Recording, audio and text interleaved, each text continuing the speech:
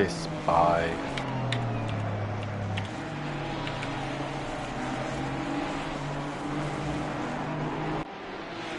Hey Siri, how do you spell despise?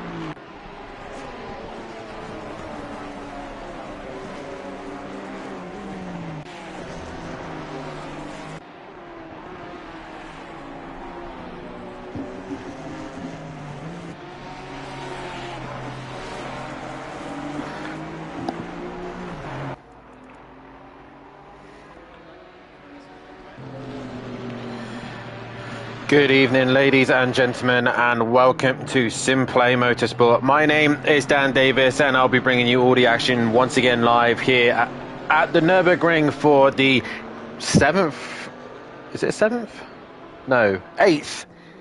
eighth round of the championship, and we're well into the back end of this season now, and we come to one of the most iconic circuits in the world, in Germany. And we are looking forward to this one indeed. Obviously not the full Nordschleife, we've only got the GP version on here. We do have the Nordschleife available, but we as a SimPlay community do not think it's the best circuit to go racing on, especially in our format at the minute. We do obviously have our endurance race where we will be back to raise money for cancer as well, so make sure you see what goes on with that one as well, all in the Discord and so on and so forth. A little poll going out at the minute, whether you like this circuit or not, but we are live and ready to go GT4 racing. Let's hear you guys in the chat. Hit that like button and subscribe to the channel. Currently, Jamal Clouden setting the pace in his Chevy Camaro ahead of Kieran O'Reilly from Silth, McGowan and Skunky, your top five. Currently at the minute, Gary Carble, your fastest bronze driver at the moment, with Rami Fernie once again being the top silver driver at the minute, setting the pace. So let's have a quick look through at this fantastic circuit that is the Nürburgring.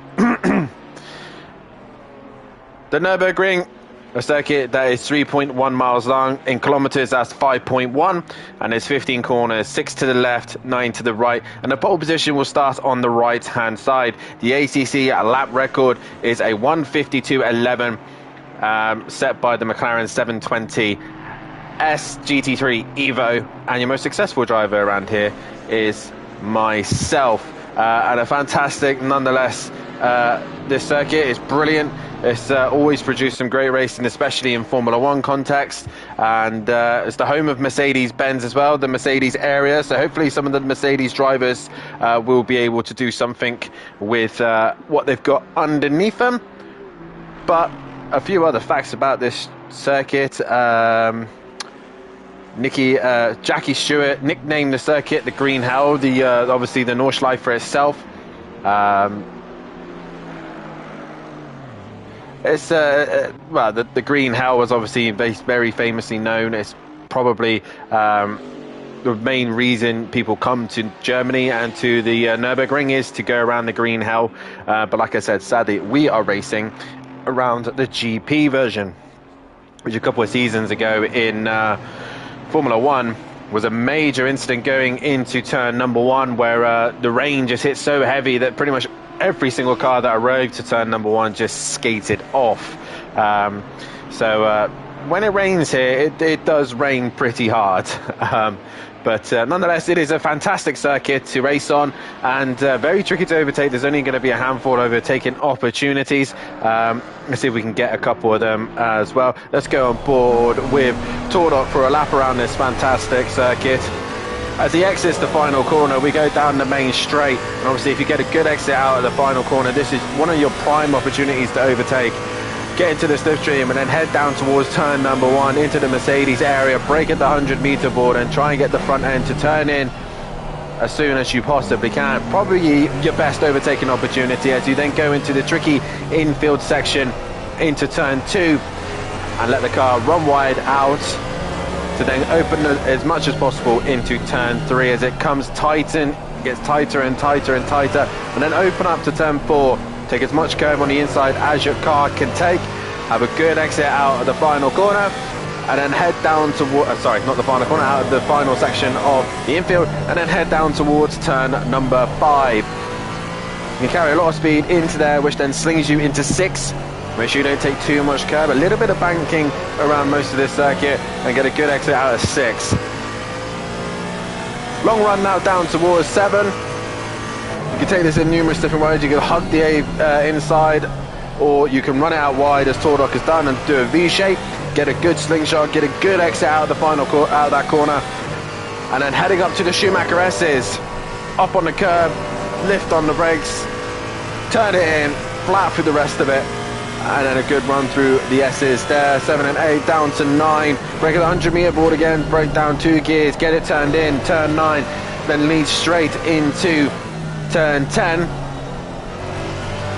once again get the front end to grip. Once the front end does grip, then you'll head down towards the back end of the circuit. Normally on other circuits in the past that we've ran, we've had the very slow chicane, but on ACC version we have the very fast flowing chicane, and into the chicane we go.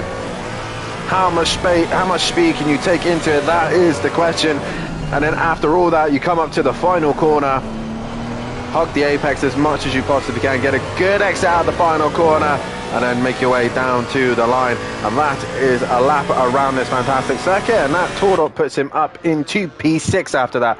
So there's a quick rundown of that circuit for you guys, and a brilliant circuit nonetheless. The championship standings, though, is looking like this. Let's come away from Tordok and let's go on to someone a bit lower down, shall we? Let's go on board with Johnson. We haven't seen him in a while. Nice to see him back on the track. But the championship standings is looking like this. Kieran O'Reilly is leading away with 74 points to his name ahead of Tordok. Silt in P3 with Clouden in that P4 position. P5 is then Will Friedman with P6 going the way of Hooper. Duffin still sat in that 7th place position just ahead of McGowan with Hibbs sat in P9. P10 is Carlos with Wright in P11. Ramsell in P12 with Leach sat in P13. Fernie down in 14th place position with Skunky in 15th. O'Brien sitting in 16th place position with Stardog in 17th place. Dan Taylor 18th with Old Sim Racer in 19th. Millington in 20th, while in 21st is Smith. 22nd is Goudet with Tipping in 23rd. Vesely in 24th. With Aberdeen 25th, 26th is Unsworth, and Rook in 27th. Johnson in 29th with Clarball 30th. Marsden in 31st, well 32nd is Cummings. Archer is in 33rd position, with Wheel sat in 35th. 36th is Marshall, aka Lexi, while the Jackal is sit in 37th. Betterson in 38th, and a new driver, Skeen, has joined us tonight as well, as I believe he might possibly be... I don't think I've seen him yet.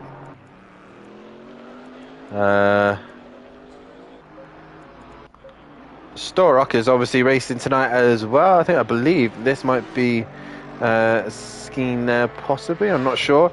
No idea how I'm going to pronounce that. So whoever that is, I'm going to really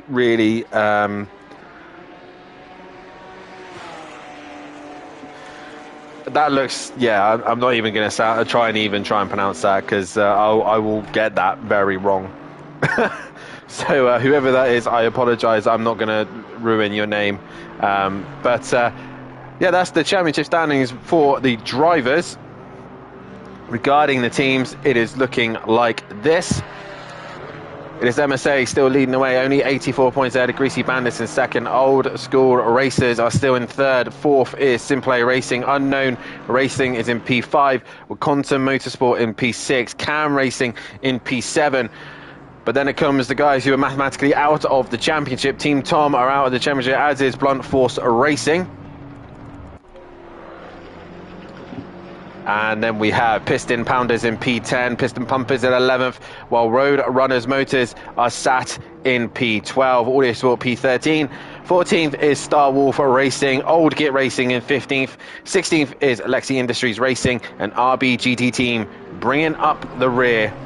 And that is that, as Jamal Clouden has now lost the fastest lap of the session to none other than Will Friedman in his Porsche.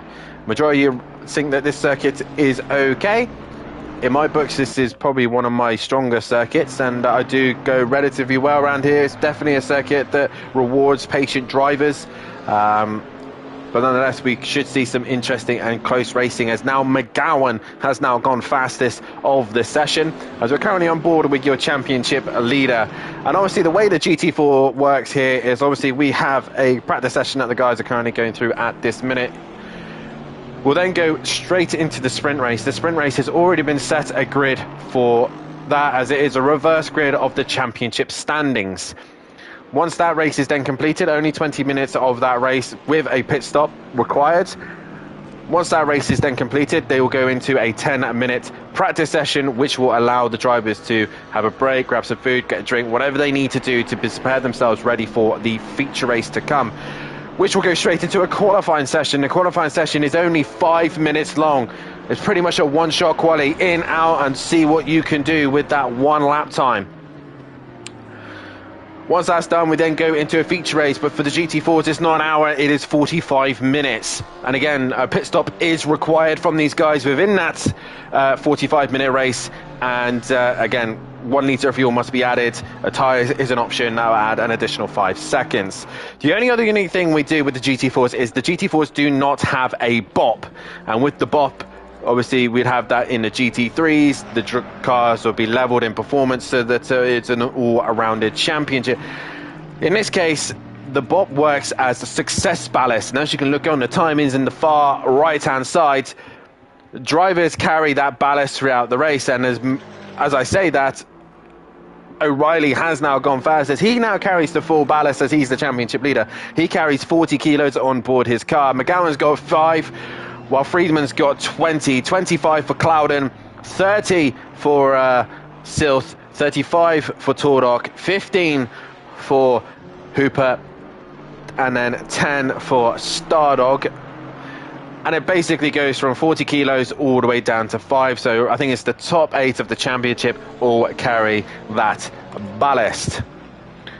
So thinking of it like a British Touring Car Championship, if you have seen the British Touring Car Show, they used to run success ballast. They add weight to the car to slow the leading car down. And in this case, we think the leading car would be slowed down. But as you can see, O'Reilly is taking a lot to slow this McLaren down. Nice to see you in the chat, Gary Clarball, currently the fastest bronze driver at the minute, and well and truly in the mix with the pro guys. Well, I say pro, the gold drivers, or the platinum drivers, whatever you want to call them. He's well and truly up in there as well. So come on, guys, let's hear from you guys in the chat. The chat is very quiet at the minute, and while I'm also got this opportunity, make sure you hit that like button, subscribe to the channel, and hit that bell to be notified so you don't miss any of the action here at SimPlay Racing. We are coming towards the end of this season. We're in the back half of this season. We were talking about a world tour, but I doubt that's going to happen now, just due to the number of levels that have dropped in the pro category. So we may resort back to a 12-season championship. So if you are a Patreon, get yourself re-signed up to that, because obviously Patreons get an option of what circuit they want next season. But also, we do like to make sure that continuous repeated circuits do not get added in. Everyone's coming to the end of their session here. We've got a lot of drivers here tonight. We got up to 28 cars indeed. I'm beating you in the championship. There's some chat. Thanks, Ben. Thanks a lot. So, thanks, man. Just enjoy that while you can, because I think you're going to struggle with beating me here, I'm afraid, mate. But nonetheless, you have been doing a fantastic job in the Pro. Most of the guys are now back into the pits. Chris in the chat, my messages is unimportant. I know you're obviously going to be supporting Matthew Duffin, who he seems to be struggling at this part of the season. He's really the defending champion, not able to really take the fight to the MSA boys and O'Reilly, Cloud, and all those guys as well. It's just not been in his he hasn't been lucky this season, and it's just not panned out the way he wanted to. But nonetheless, it just shows how competitive our GT4 championship, and across all of our championships as well, GT3 Pro and Pro-Am have been incredibly competitive as well.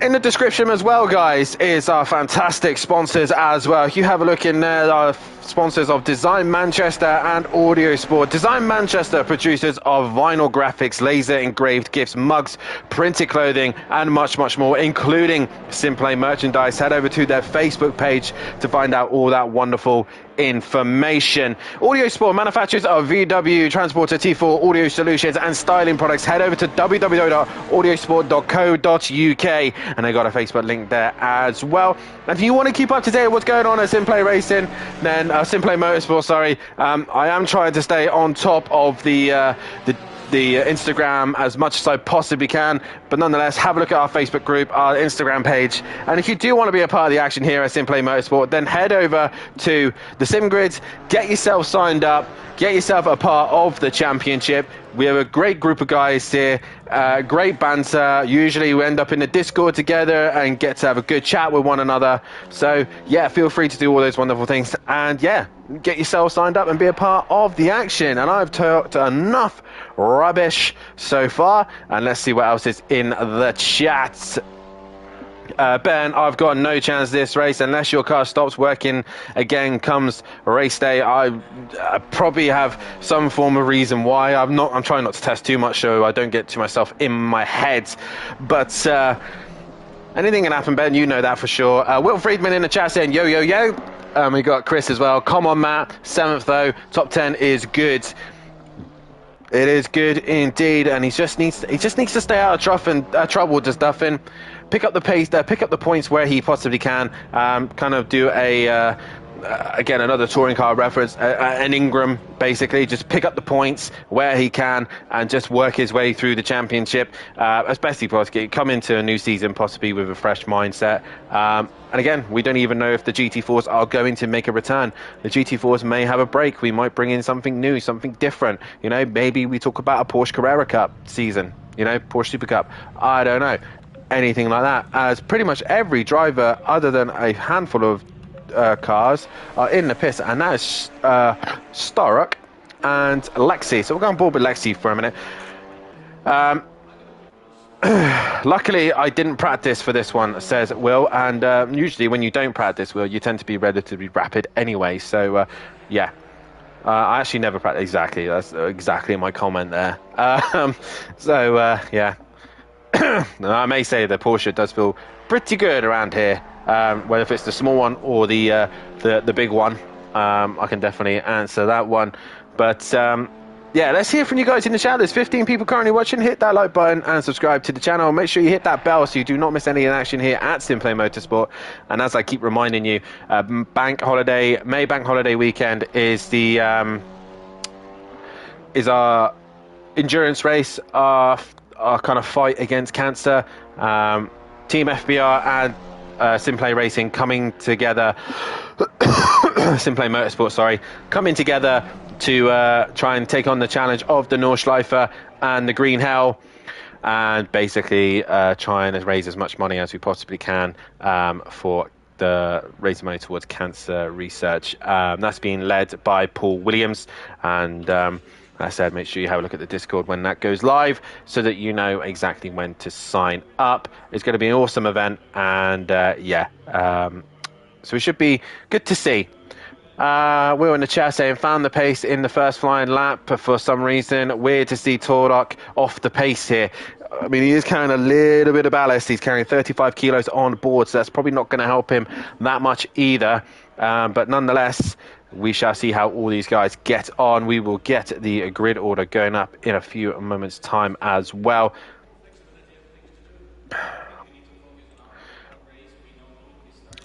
So we are looking towards our first sprint race of the week. Reminder as well that Pro-Am will be tomorrow night. That will bring the action with Alexi. She'll be bringing you all the racing action from the Pro-Am night and see how they all get on.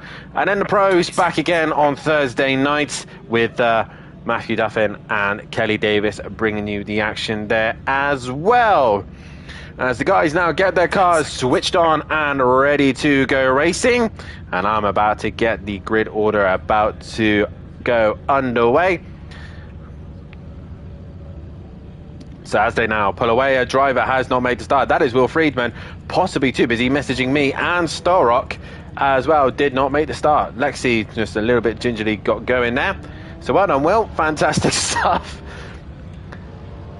So here is the grid order for tonight. On the front row, it will be Alexi and Will who will start on the front row of the grid. Running alongside them will be Archer and Cummings for the second row. Third row will be Marston and Clarble in P5 and 6. P7 and 8 will be Johnson and Aberdeen for 7 and 8. And then we go to row 5. 9th will be Tipping and 10th will be Smith. And then we head to row 11, which is Millington. Row 6 will be Millington and Taylor alongside one another. Stardog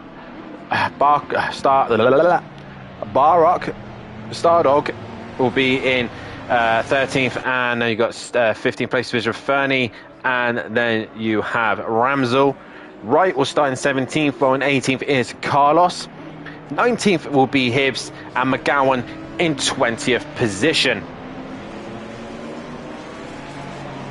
Hooper will start 21st, and 22nd would have been Will Friedman, but he's missed the race start. He's done a me and forgot to actually hit the ready button. Clouden 23rd with Silth in 24th. 25th will be Torok. 26th will be O'Reilly, and that is the grid order. We got Eskeen in the back, Starrock as well to the back as well. With the new drivers, Old Sim Racer dropping to the back of the pack as well, and Zanamvor, I'm going to try, drops to the back of the pack as well. Gary Leach, if he makes it, will be to the back of the pack as well. So that is your grid order. Let's see if any of the drivers had turned up. I want to pronounce the Z, but I'll probably will get it wrong. Zanavord? Whoever it is, they'll probably end up telling me how to pronounce it correctly, and then we won't have too much of a problem there. But we're about to go racing for the first time tonight, ladies and gentlemen in the chat. Make sure you hit that like button, because this is going to be fast, this is going to be intense, and this is going to be very, very quick racing. Will Friedman's got a long wait to to see the cars coming back round. It's not nice not making the start, is it, Friedman? I know at Kyle Army it really frustrated me, and it gave me a bad omen. But nonetheless, we are now coming into the final few corners. I went to options menu, it teleported me to the pits. Lol. Brilliant. Absolutely brilliant. But we've got Lexi and Will for the front row of the grid. Let's go helicopter cam as we get things underway here. Come on guys, smash that heart button as well. That's in the chat. If you do want to donate as well, there is a donate button as well to the channel. We do as much as we possibly can to give you the best action here at SimPlay Motorsport. GT4's Germany, Nürburgring, and round 8 of this season. As they now get themselves prepped and ready to go. Race 15. And already wheel has dropped down the orders. We now wait for the green, and we are go here at the Nürburgring. Lexi gets a decent start as they all start to work their way down towards turn number 1. Wheel in that Audi has got a very good straight line speed, but you can see Lexi getting swamped as Klarbel goes down the inside, and already there are cars off. That's Ramsel hitting Millington, and there's cars everywhere. And once again, as they all managed to work their way through the first couple of corners here. Stardog is one of them that had been caught up in the incident, but it is Lexi who leads the way, and there's still cars everywhere.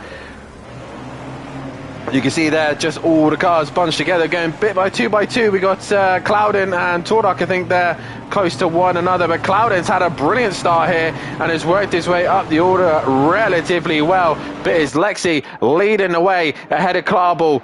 Behind. Klarbel looked very strong in the free practice session, so we'll see what he can do when he gets a little bit more of an opportunity to get past Lexi. But nonetheless, she leads the way with a comfortable gap with Klarbel behind her. And then you got the rest of the pack coming down towards the far end of the circuit, and that is Skunky up the inside, another driver to keep an eye on. He starts further out. That's McGowan going wide as he tries and gets himself back on circuit with everyone else just falling into position, and Wright's trying to go around the outside of Duffin and just has to fall into formation. But other than the first corner, relatively clean by everyone else. And there you can see O'Reilly, the straight line from that McLaren is mighty, and he can't find a way through because he's currently got Tordok and Wright battling hard as they now come to the far end of the circuit. Wright possibly had a slow exit there and is now under pressure. We can see there's Stilf as well looking to attack Hibbs. Hibbs all over the outside of the circuit. Stilf had to go onto the curb.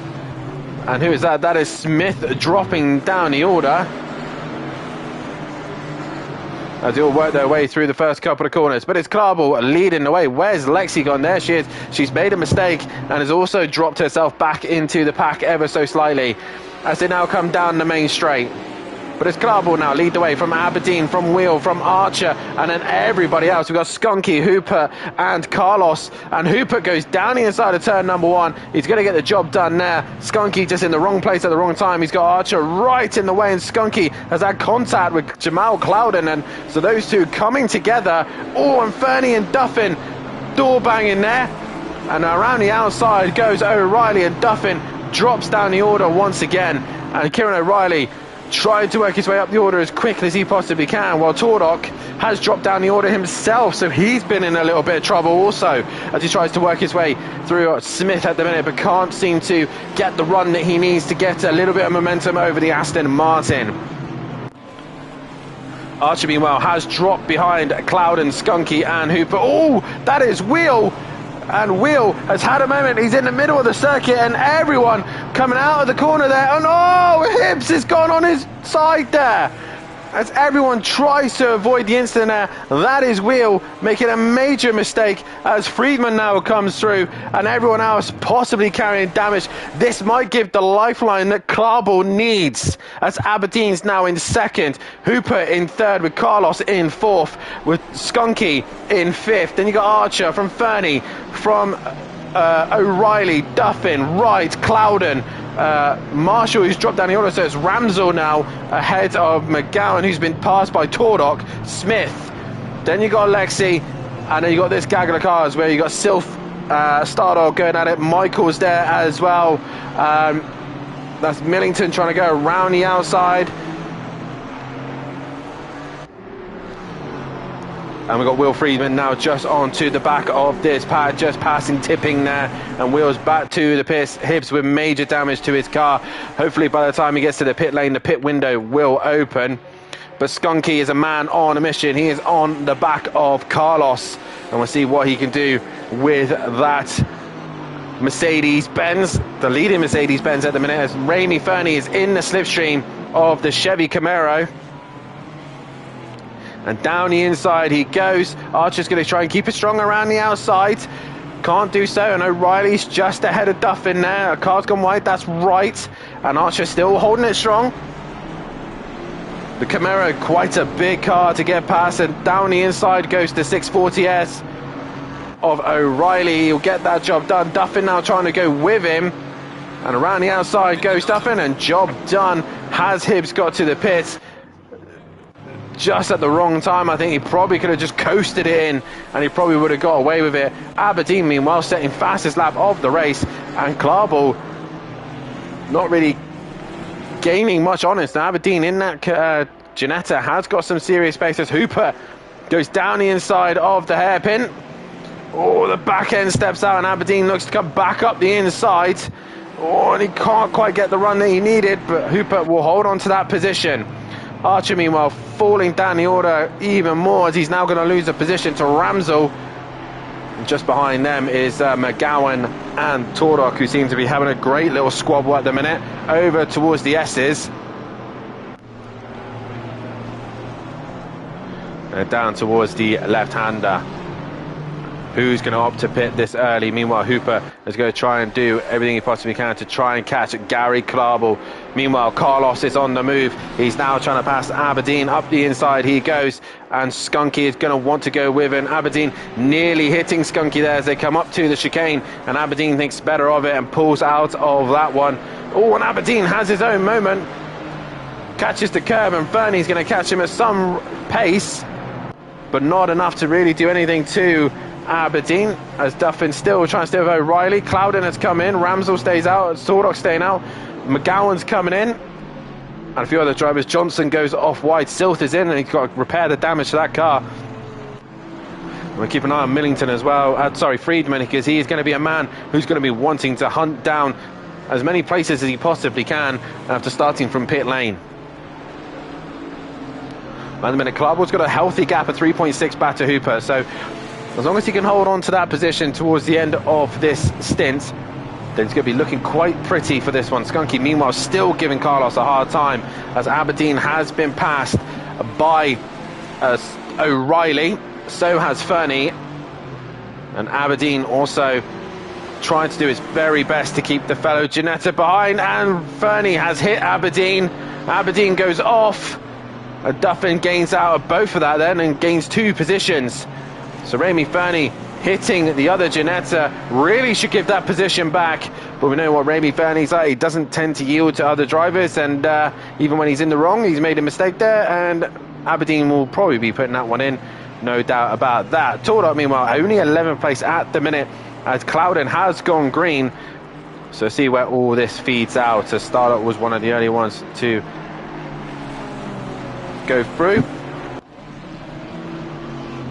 So now we are on board with Matthew Duffin, who's got a little bit of a train behind him.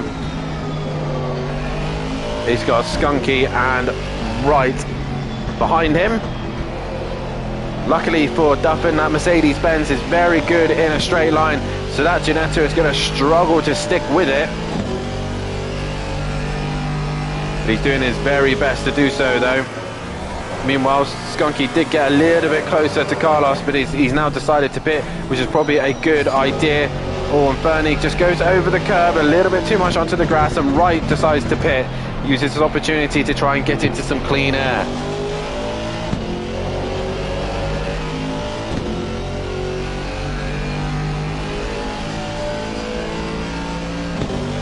Down the main straight, there you go, Duffin is safe for now as he pulls away. O'Reilly, though, sets the fastest lap of the race. Now he's been given that clean air.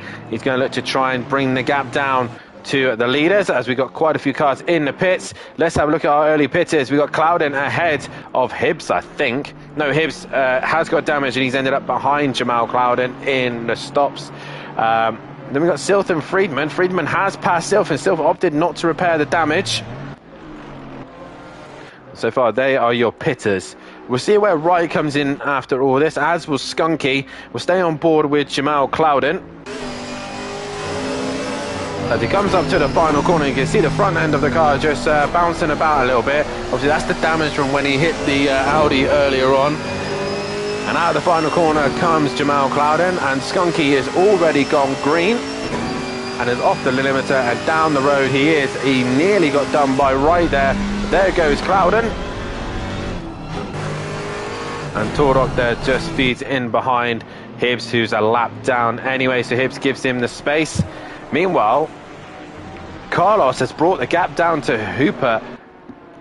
So Carlos seems to have found a little bit of pace and momentum here at the minute and is now on the back end of that Camaro. But it's Clarball still with a healthy gap at the minute ahead of the guys behind, while Duffin at the minute has still got a massive amount of pressure from Fernie. So when these guys pit, they're really going to feed into this close battle that is emerging on the early pitters, as Fernie still looks for an opportunity to find a way past on Duffin. And up to the chicane they go. Matt throwing it into the chicane. He's made a bit of a mess of a run through there, and Fernie will go through. So Clarball comes into the pits. Hooper goes in with him, as does O'Reilly. So we'll see how this all pans out. Lexi's now coming in. I will have to find out how to pronounce that name, possibly in the break when I can get my translator out. But Skunky, though, your leading pitter, he's ahead of Jamal Clouden, and he obviously was the leading driver, or was in the leading pack. So we'll see how this all pans out, as it now comes down towards the back end of the circuit. Skunky with a couple of laps clean air. Up to the chicane he comes. We've got Stardog on the back of Smith, but he's just dropped back further back. We've got Taylor attacking, tipping. But Clarball, though, has gone green. He's now off the limiter. And where does that put Skunky in all this? He's nowhere near him. He's even dropped behind Hooper as well. There is Hooper. Oh, no, sorry, that is O'Reilly. So Skunky has lost out to O'Reilly as well. So that's not worked out too well for Skunky pitting early, but nonetheless, he's still in a good position. He's still scoring some decent points. And we've got right now attacking Jamal Clouden. Jamal still obviously carrying that damage with him. And how much is that front end affecting his car? Duffin has now gone green, and he's dropped down the order quite significantly amount as well. So Duffin really struggling here at the Nürburgring.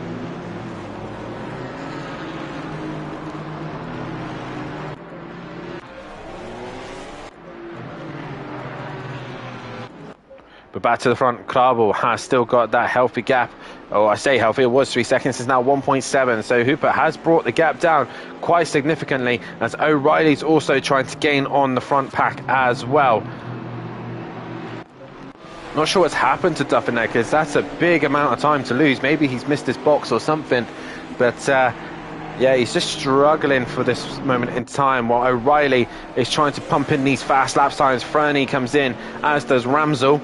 So they've now decided to jump to the pits. Clouden still ahead of Wright at the minute, got a comfortable gap. Tordok with that front end damage, holding off McGowan, as Friedman from pit lane has worked himself all the way up to 13th place position, and possibly higher again yet with the pit stops to come.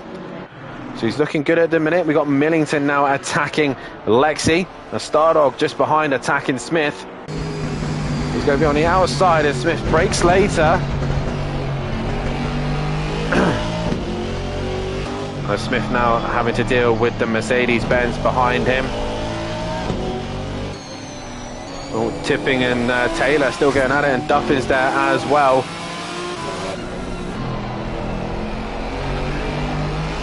So also close battles at the minute. Here's Smith and Stardog. And that Mercedes-Benz should have the straight line against the Aston, especially a wounded Aston at that. As Fernie has now pitted, he's come out behind, I believe that is Tordok. Yes, it is. So Fernie's lost quite a few positions here. So he's dropped behind Tordok, and now he's going to be under the pressure of Ramsell and McGowan. And Chris in the chat with the sad emoji, obviously not going the way that Duffin probably would have wanted. As Stardog goes wide. Duffin has, I think, cleared one of the Ginettas. It is Tipping, who has dropped down the order, as Marshall's in the pits for a while now. Been 4 laps down. But Fernie, and hopefully this will all actually up to date relatively soon. There we go. Clarball still leading this race.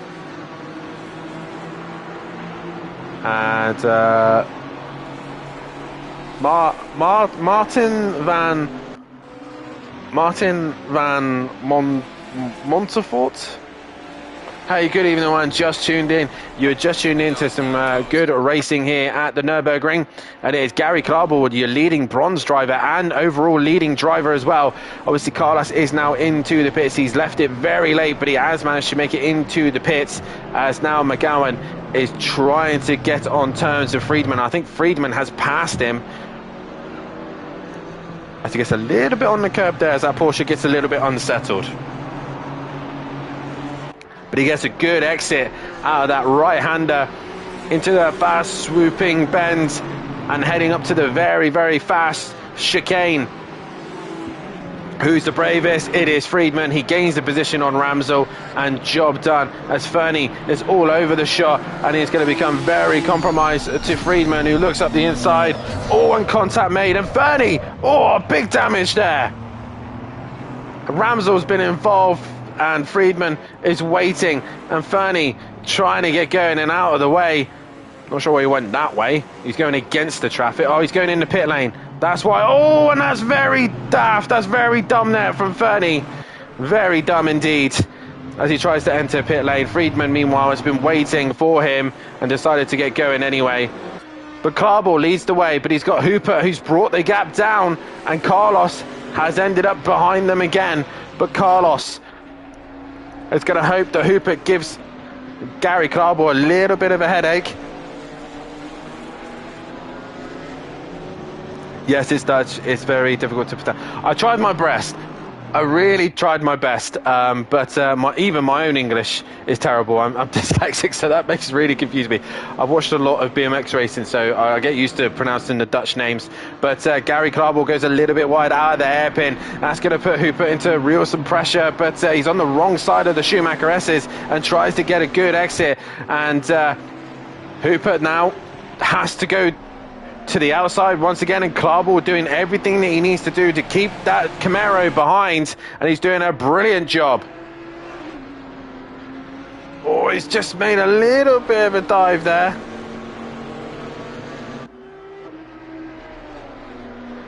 Oh, and there we go. Hooper's got the run. He's got the exit he needs. He's up the inside. Klarbold, how brave is he going to be? Is he going to keep up the inside? Is he going to send it into the chicane? This is going to be his opportunity to win a race, and he decides to back out of it. And Hooper now leads the race with 2.5 minutes left to go. It is now Carlos's turn, and your championship leader is up into P4 and is now wanting a bit of the action. Never driven GT4 class in ACC. Are the GT cars easier to set up compared to the GT3s? They are indeed, as Carlos now comes down the inside, and Klarbold's just being mugged left, right and centre now. As soon as he lost one place, he lost another, and Carlos gains the position, and through goes O'Reilly as well. Skunky's gone deep into the hairpin, and there we go. Klarbold went from leading the race to now dropping to the back. There's very not much to tweak on some of these cars. I mean, for example, the Maserati doesn't even have traction control or ABS, so you're basically tweaking very little on that, as we see Ramsel and Friedman going at it once again. And to the outside goes Friedman. And Friedman gets that job done, as Ramsel with heavy damage of hitting Fernie earlier on. Oh, as Lexi's up the inside of Archer, Stardog, Millington and Smith, and just slowly creeping onto the back of this squabble will be Duffin as well. So Lexi, brilliant move there, which has now put her up into 15th place position. Oh, and they're all quite close to one another, but they give each other space and respect. Smith goes wide, Millington's up the inside, but and Smith goes all over the grass. Now Duffin's going to be in a great opportunity to try and score some points here. Meanwhile, Tipping is on the back of Starrock, but we go back to this squabble, which Lexi is the lead in one of that. So she's pulled away from Archer, who's dropped down, and he's under some pressure from Stardog. But O'Reilly, meanwhile, is attacking Carlos. Look at the straight line on that McLaren. Very fast in a straight line. As Carlos defends the inside, he's going to fight it hard. And through the chicane goes Carlos. He takes the better line, but he hits the curb quite hard. I think he's going to be under pressure coming out of the final corner as O'Reilly tries to put as much pressure as he possibly can. Hooper, meanwhile, exits the final corner to start his final lap here, and Klarbel has not given up. So if anything happens to the leaders right now, he is in a prime position. Meanwhile, Friedman is now attacking Stilth. He's going to go towards the inside of the chicane, and Stilth has no answer with the damage to that car. Meanwhile, Archer under pressure from Stardog once again. Looking to the outside, does Stardog. I don't think he's going to get the job. Meanwhile, Duffin looking to the outside of Smith. Can he brake later? Yes, he can. And he gets really close to the back of Millington. Both of them losing the back end, but Duffin's going to go up the inside, and job done for him. Meanwhile, O'Reilly has dropped off the back of Carlos. So O'Reilly just losing a bit of momentum. And is now under a little bit of Klarbel put under pressure. Toro not really been able to do anything as the rest of the pack have been relatively even. It has been this fight between Stardog and Archer. Up the inside goes Stardog, and job done for him. Duffin, meanwhile, is still under pressure from Millington, who's looking to try and make an attack back once again on him. As Smith looks up the inside of his fellow Aston Martin driver, but can't get the job done. He does! He goes up the inside of turn 3. Millington will then have the inside for turn 4. But Smith holds it strong around the outside. He will take track limits there. Oh, and Smith just losing out, I think, as Millington and Smith still going at it side by side, and Smith losing out there. Meanwhile, Hooper has driven brilliantly to work his way through the order. He's still got to make it to the end because he's still got Carlos and O'Reilly breathing down his neck. One mistake and these two are back in the pound seat. But I think O'Reilly, with that straight line advantage of the McLaren, could possibly attack Carlos going up to the chicane. We shall see as Carlos defends the inside. And O'Reilly looks to make the move on the inside, but can't seem to do it and try and force Carlos into a mistake. But we look to your race leader and your race winner. Round 8 of the season, and it is Hooper who is going to win the sprint race. A fantastic job done from him. Carlos is just going to hang in there for P2 ahead of O'Reilly for P3. And then it's going to be Skunky for P4, his best drive yet, with Klarbel in P5, Cloud in P6, with Wright in P7, Tordok P8, losing out in championship points there. 9th is going to come the way of McGowan. Then you got Hibbs and Wheel, who are further down in the order. Aberdeen with a very solid P10 to his name. Friedman is going to come home for 11th place. Meanwhile, Klarbel was your leading bronze driver. He takes that prize and win that one. Wright takes the silver driver. Silt crosses the line in 12th, with Ramsell in 13th. Marshall aka Lexi comes home in 14th, then it's Stardog in 15th, Duff in 16th, Millington 17th, 18th is Archer, 19th will be Smith. Johnson now exits the final corner to make it 20th place position. Starrock in 22nd, 23rd will be Tipping.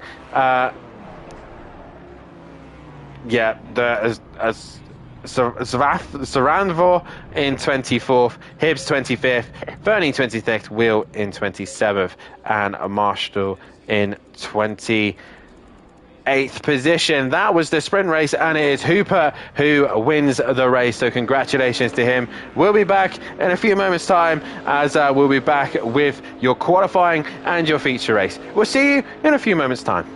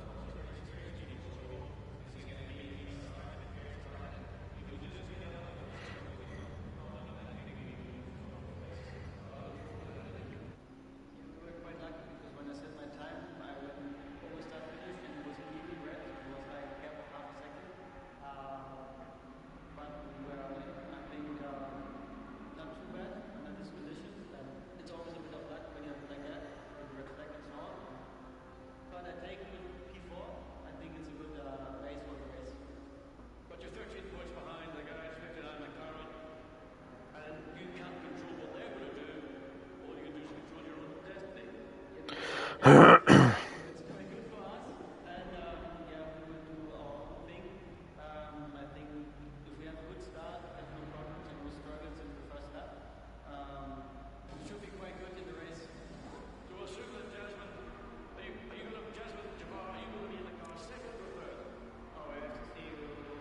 light, go, go, go.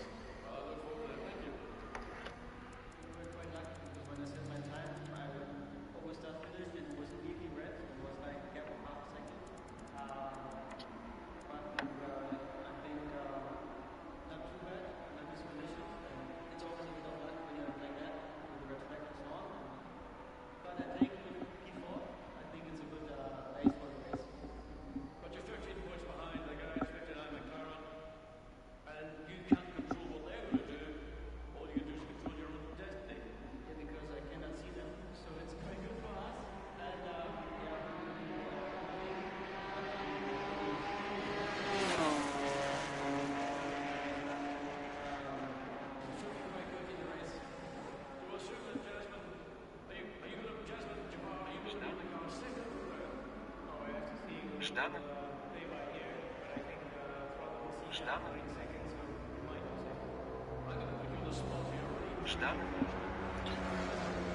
Staan. Staan. Zavanov.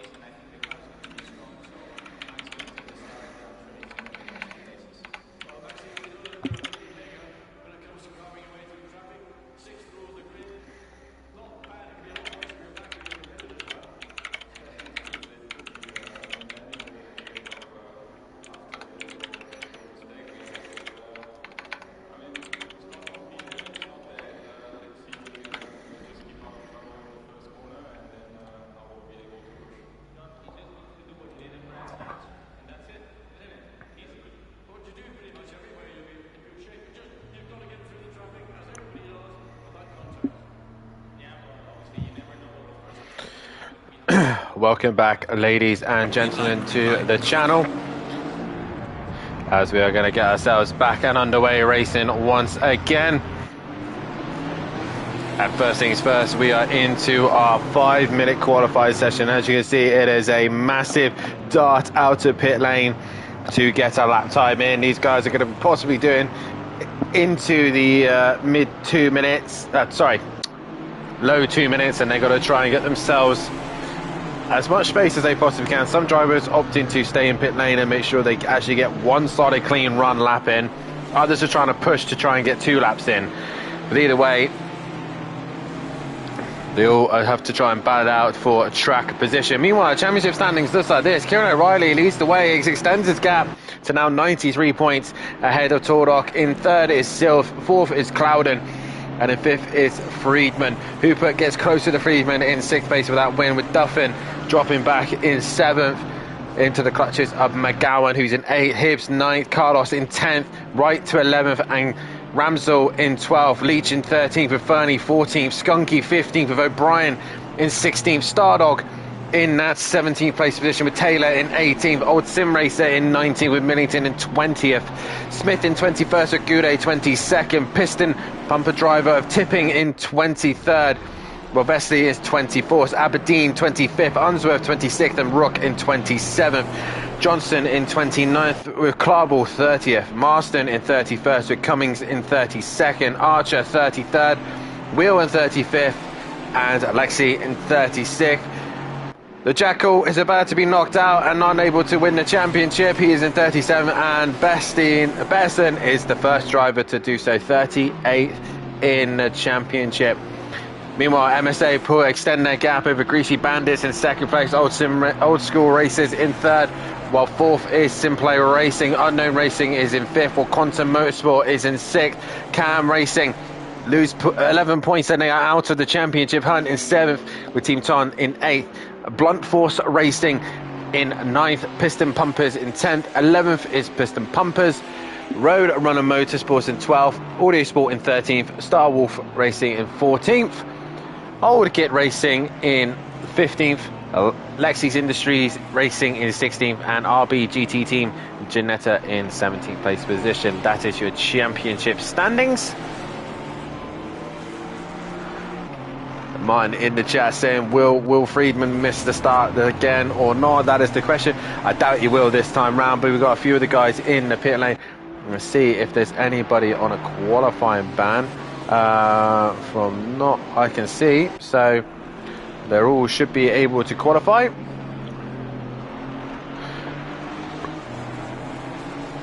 Excuse me. So let's have a look at who's leading the group of cars. It is Jamal Clouden who's going to be the first one to set a lap time here, and he looked very, very competitive in his Camaro. Can he continue that form on? He goes through the S's here. I think I can try and let's have a look, see what lap time he's currently on. 1:11 going through into the final few corners, into the final sector he goes. A bit of a short shift there from Clouden. Not quite got the grip and confidence there. As he now comes up towards the chicane, Marston, Tipping, Wheel, all choosing not to qualify, nor is Johnson, Taylor, Archer. They're all staying in pit lane. But here comes Clouden. And I don't think that timer is right, because no way he's about to do a 1 minute 50 something. And out of the final corner he comes to the line, and he does a 2:04. So that is the lap time to beat, as Duffin goes 8/10. Clouden is lost out to Sylph, who has a better lap time there. Clarble crosses the line, he's a little bit off the pace. Hibbs now goes into P3, with Tordok now finding pace and goes fastest, as O'Reilly does a 03.5, a great lap time from him, and it puts him at the front. Meanwhile, Aberdeen goes into 10th. Zdanov has gone into 11th. I'm going to keep getting that wrong every single time, but it's quite entertaining, I think, for the rest of you. Carlos is second off the paces. Millington now goes into 12th. Where is Hooper? He has not put a lap time on the board. Skunky comes into the chicane. Couple of cars ahead of him. He's got right. Oh, didn't mean to do that. But Skunky coming out of the final corner. What's this going to put him? Where is it going to put him? He goes second, so a decent lap time from Skunky there. And the Skunky we've known and missed is back on form. Right is in 11th. Well, Lexi goes slowest of all the lap times. We got the 22. That is Storok, who comes into the final corner and opts to pit. So he is done for the session. Where is Cloud? And the number 36 has been taking the fight to O'Reilly. Can he continue that on? He's having a much stronger end to the season. His back half of the season seems to be suiting the Camaro a little bit better. Down the back straight he comes up to the very far chicane now. Chucks it into the chicane. Beautifully done through there. Nice grip. The car looks hooked up. It looks good. It looks quick. Is it quick enough though to take top spot? A top spot. To the line comes Clouden. And he goes P2, 2/10 off in the end. Silth crossing the line. He only goes P4 with that one. Meanwhile, McGowan and Hooper now coming into the final corner as Tordog does not improve. He stays where he is as McGowan goes into P2 and O'Reilly improves his position. Carlos now goes ahead of Tordog. Klarball drops down the order. Here goes Zidane. And he goes into 14th place position.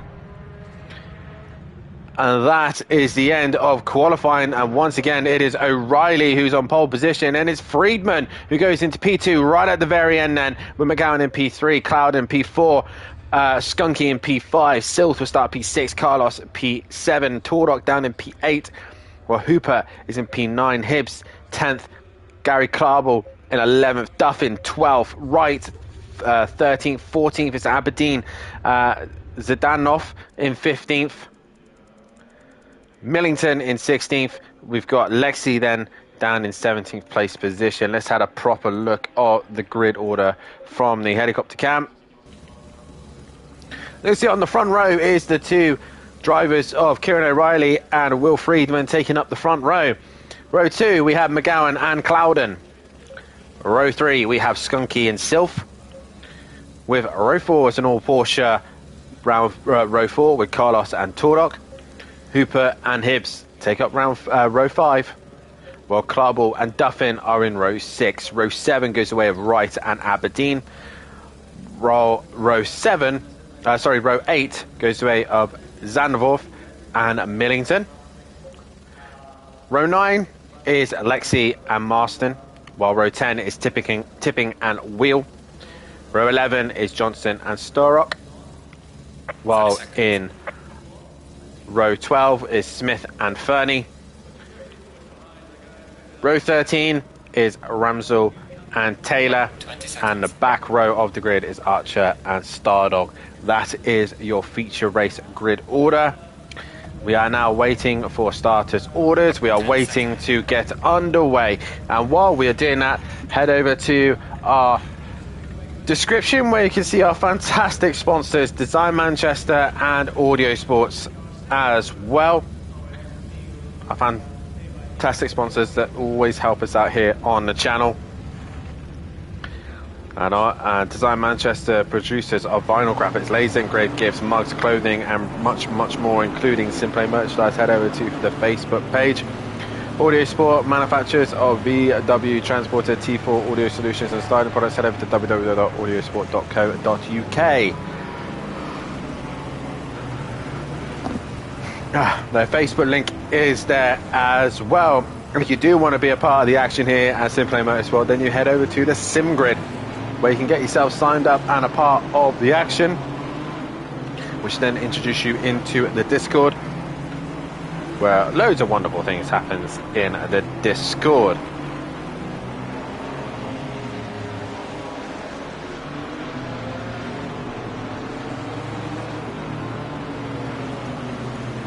Also, while you're at it, head over to our social media pages, Instagram, Facebook, I believe we have a TikTok as well and Twitter. Follow those all amazing links.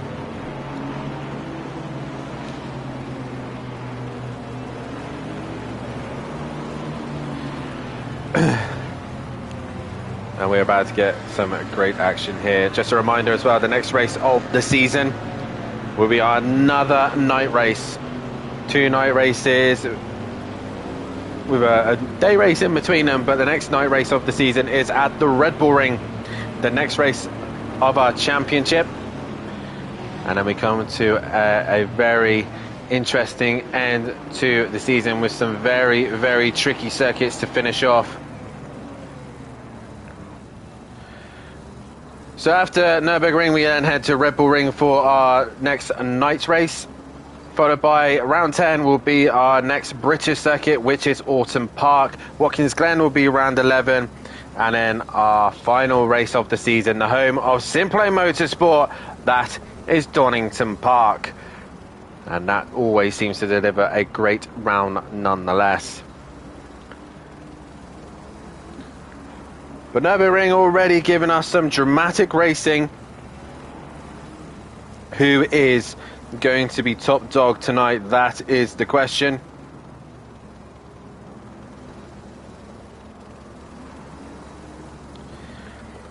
As the drivers now try and get themselves up to pressure and temperature. Friedman really wanting to show his tent to O'Reilly.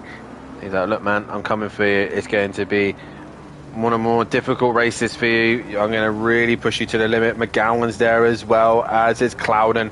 So we should see some great racing from the top half.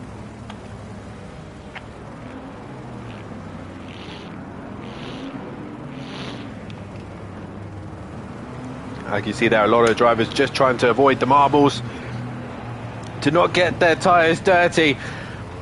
But here we go, ladies and gentlemen. Round 8 of the season, race 16, the feature race. It is McLaren versus Porsche, O'Reilly versus Friedman, and we now wait for the green call from the starter.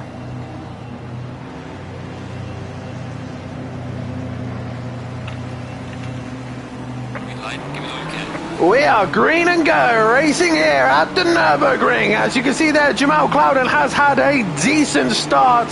As we just drop a little bit further back into the pack so we can see what is going on as we head down towards turn number 1. And it is all relatively clean and sensible into turn number 1. No silly incidents, a couple of cars running wide, but more or less everyone making a decent start there. Archer has ended up in the pits and has got going. But Archer failing to make the start of this race. But we are green and racing here, and O'Reilly leads the way ahead of Friedman, ahead of Clouden, who's jumped McGowan at the start, and Clouden sticking to the leaders at the moment as the MSA boys right in a little bit of a fight. As we see there, Duffin is having a fight with the new boy Zavandor, and he goes up the inside. Job done for Duffin. And they all just fall into place. And we see there Aberdeen, I think that was, he made a slight mistake there. Yes, Aberdeen just going a little bit wide and got caught up behind a few of the cars.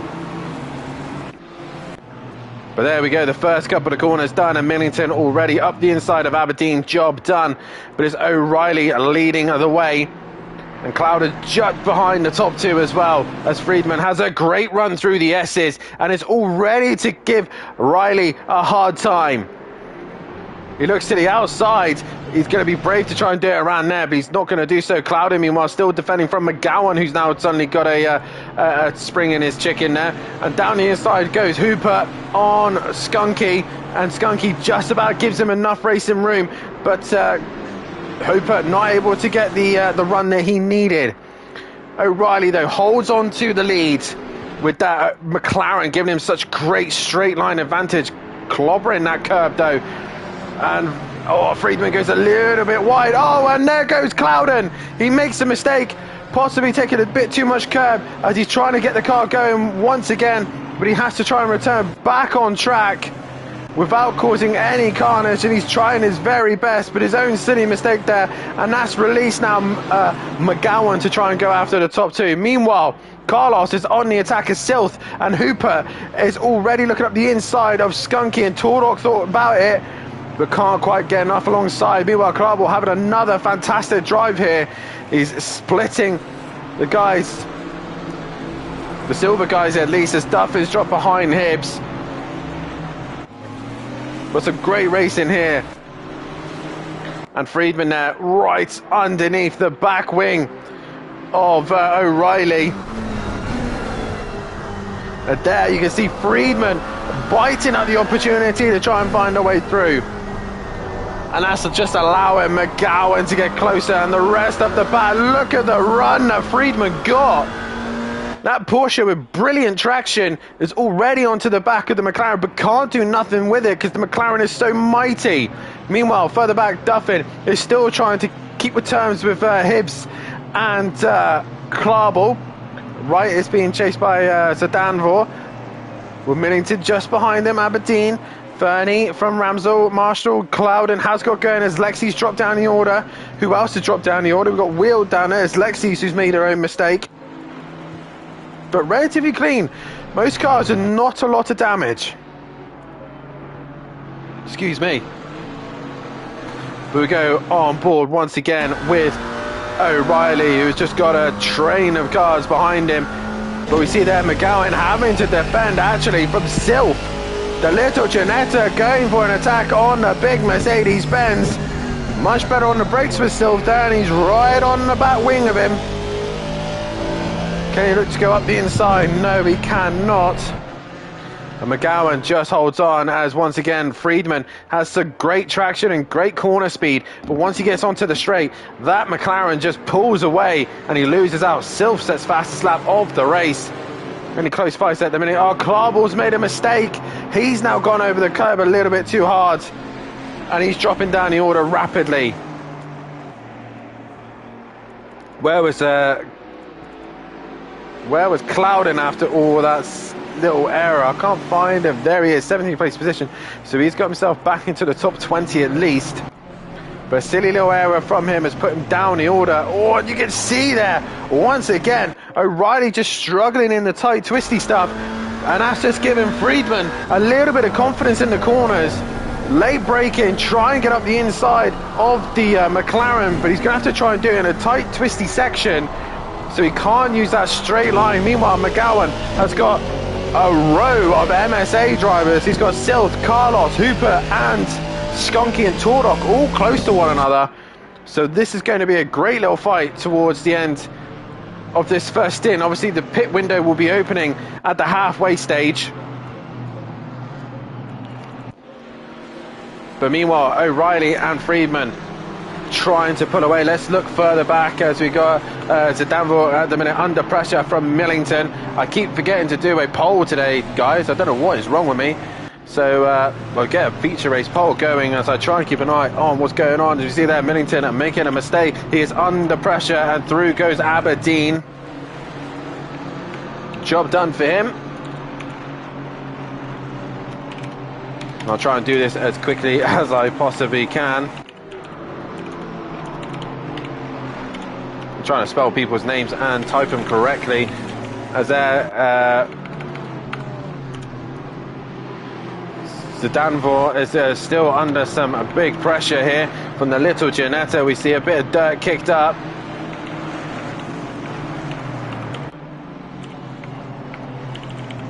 I can't spell Friedman's name. That's going brilliantly. So at the minute it is looking very strong for O'Reilly out front. And now Skunky sets fastest lap of the race. We'll have to go back to McGowan because he is the kind of the cork in the bottle at the minute. As Duffin has cleared Wright, so Wright drops down the order a little bit more. But McGowan is this train at the minute that everyone's struggling to find a way through at the minute.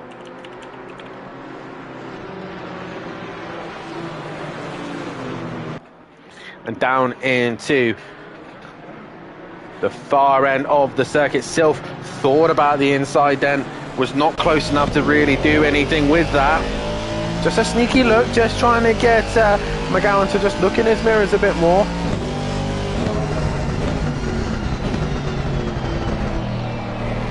Or you see there your sprint runner Hooper, meanwhile, trying his hardest to try and find a way through as well. Meanwhile, O'Reilly is starting to create a bit of a gap. 7/10 is now to him and Friedman, but Friedman will get his head together and probably try and creep onto the back of him. At the minute, no real movement going on here as we try and look further back, as Danvor is still under pressure from Aberdeen.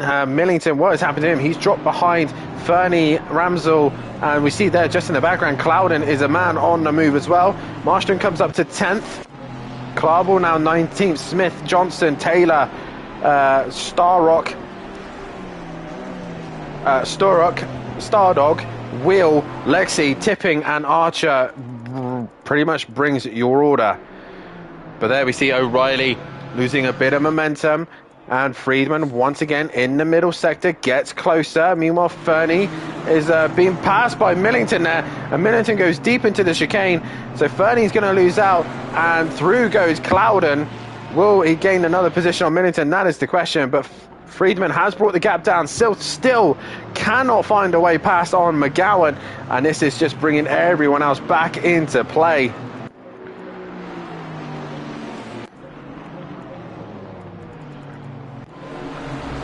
So McGowan still the cork in the bottle. I think if it was any other car, McGowan might have been in a little bit of trouble. But that Ginetta, with a poor straight line speed compared to the rest of the cars around him, just seems to be able to... He's mighty in the corners, but when he gets there, there's no real threat to the Mercedes-Benz.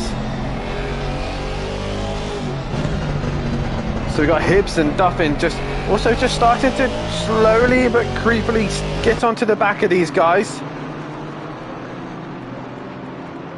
Where is Duffin? Hibbs, Duffin, and Wright all having their own little squabble. We've got Clouden now, who's looking to try and make a move on Millington, and Fernie has gone off, and that's going to lose him time and momentum. And here we got Johnston, Smith, and Taylor also banging doors and going at it. So some great racing all the way up and down the order as O'Reilly has lost the lead of the race. Will Friedman has taken the lead of the race. The Porsche now leads ahead of O'Reilly, ahead of McGowan, ahead of Sills. So nothing's really changed behind there, but O'Reilly made a critical mistake, I think, and has now lost out to Friedman. So can now O'Reilly bring that gap back down to Friedman? And Duffin there has also dropped back behind Wright.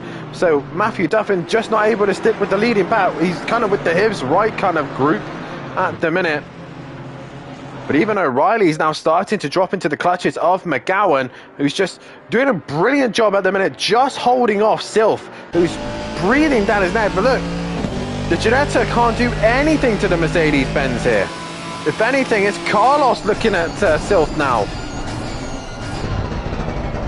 The Silf does get much closer in the corners. You can see him get competitively close here. Look, he just gets onto the back of the leading cars really well.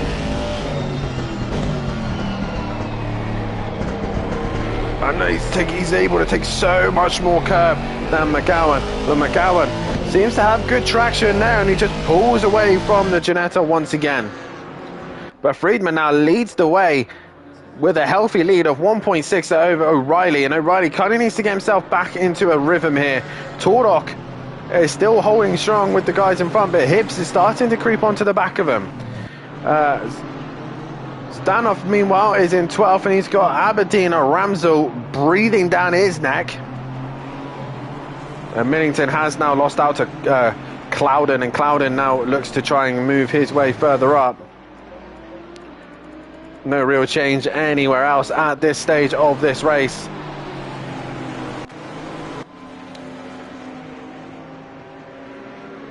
But as they come up towards the far end of the circuit once again,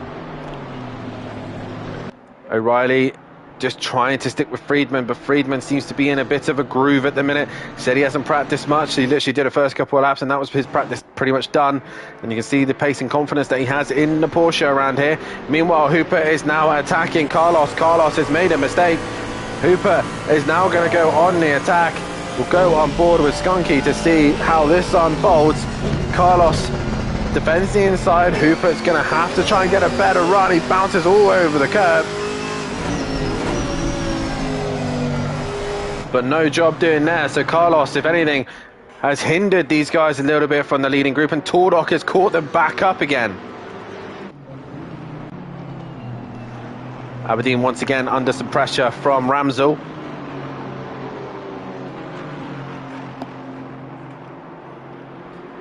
And there I think we'll start to see the straight line of the Aston Martin. Yeah, you can see Ramsel just pulling and pulling and pulling.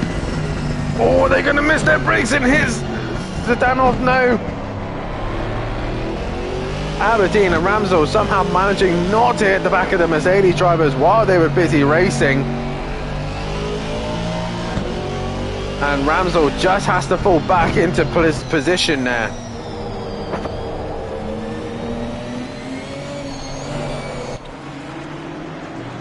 Meanwhile, back to the front, McGowan still seems to be able to keep Silk behind him. It's Carlos now who's the one under pressure. Wright is actually catching Hibbs as well. So Hibbs looking in his rear view at the Alpine. But Skunky is looking very interested onto the back of Hooper.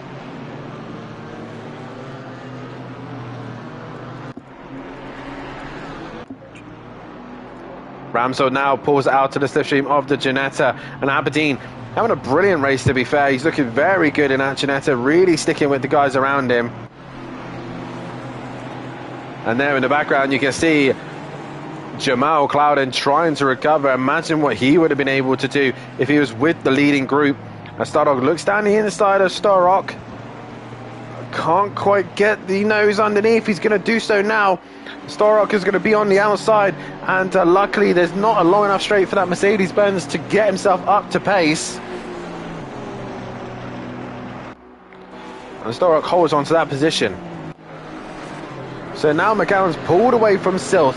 See, McGowan tends to do this from races. He seems to just be a little bit slow at the beginning of the race, but as it then develops, he seems to then find pace and confidence and starts to come back at the guys again. So O'Reilly now losing pace to Friedman, who sets fastest lap of the race. And still Carlos under pressure from Hooper. Hooper gets quite close to the back of Carlos there. Can't seem to do anything with that pace. Oh, here comes though Aberdeen and Ramsel to the outside of the Mercedes driver. Oh, he bounces over the curb quite a bit. That's going to give the opportunity for Aberdeen up the inside. Oh, they make contact there. Zdanov has to go wide. And Aberdeen does get the job done. And here comes Clouden around the outside of Ramsel, but he goes too deep into the corner. And Zdanov been passed by Ramsel now, and he's going to get mugged by Clouden as well, I think. Yes, he will. And down the inside goes Jamal Clouden. Another position gained for him. Meanwhile, we'll go back to this fight between Carlos, Hooper and Skunky, with Tordok just on the tail end of these guys.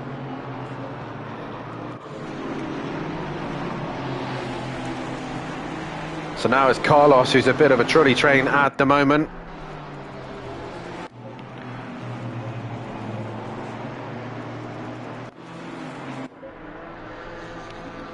But McGowan knows, starting to just eke away from Silth with quite a bit of confidence. Carlos can't go with Silth, so he's too busy having to defend from Hooper and Skunky behind him.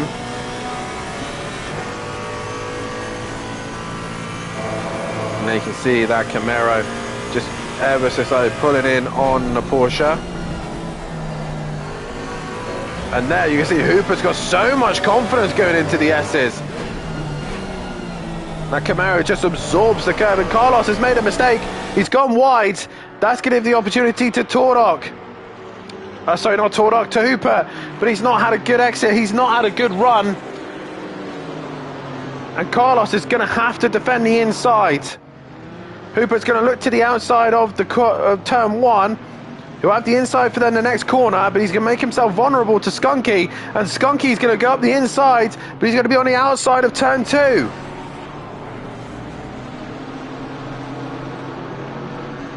Carlos doing a brilliant job of not cracking under the pressure here.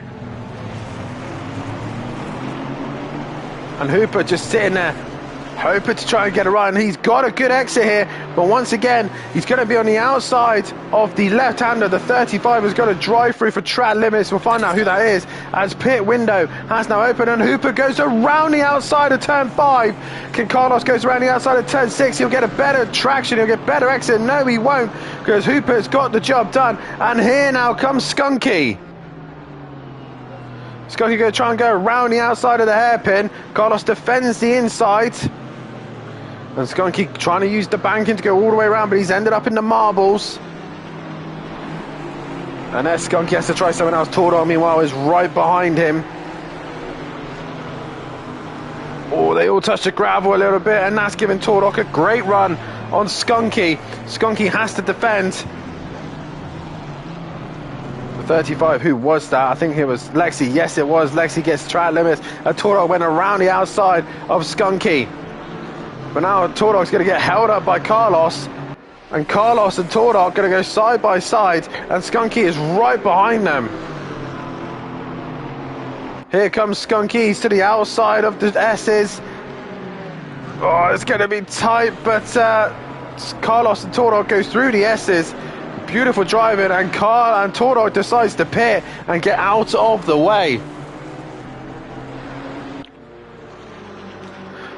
Indeed, that was brilliant racing from those guys. Now Skunky, though, probably wish he was that car who pitted, because now he's still stuck behind Carlos. Hooper has already dropped them by 2 seconds, so Hooper already pulling away from Carlos. Well, you got Hibbs and Wright just behind them. Duffin, again, not really got any pace to show for the minute. Meanwhile, Millington is under pressure from Fernie. And Johnson, meanwhile, is attacking Starrock.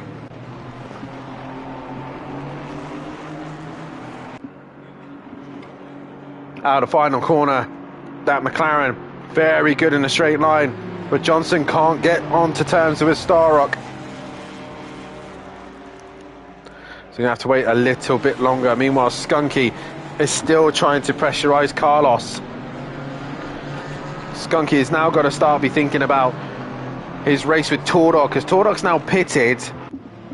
That's now open an opportunity for an undercut for Tordog.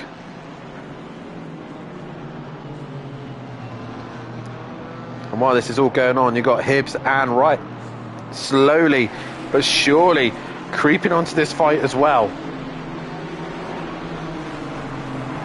And Tordog has now come out of the pits just ahead of some traffic as well, so that worked out relatively well for him. But you can see there Skunky trying everything he possibly can to find a way through on Carlos. Millington and Fernie still fighting out with Gary Clarble. Gary Clarble looking for an opportunity, looks to the inside. He's not quite got the run on Fernie, so he has to wait a little bit longer.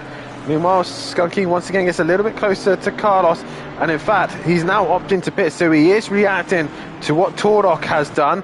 O'Reilly, meanwhile, has brought the gap down ever so slightly to Friedman, but I think Friedman at this stage of this race is just being conservative and holding off, as Hibbs and Duffin both come into pit lane. Millington right over that first curb, he enters the pit lane as Clarble also enters pit lane.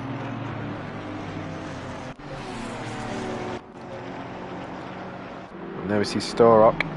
Stardog has got past Smith here as they go through the S's, and there once again is the McLaren of Johnson, and into the pits comes Starrock. I mean, you got Will, Wheel and Archer.